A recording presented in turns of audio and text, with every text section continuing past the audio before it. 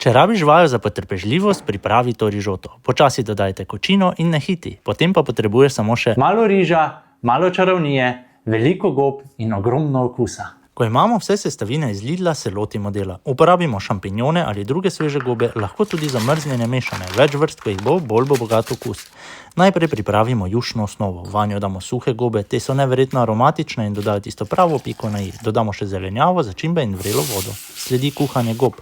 Na oljčnem olju prepražimo čebulo in česen. Dodamo zamrznjene gobe, da lepo zadišijo, nato še sveže. Jušno osnovo nato precedimo, zelenjavo pa dobro sesekljamo. Zdaj pride čas za rižoto. Na oljčnem olju prepražimo čebulo, dodamo riž arborio in malo prepražimo.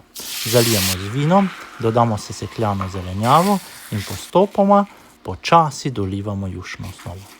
To je res najbolj slastna vaja za potrpežljivost.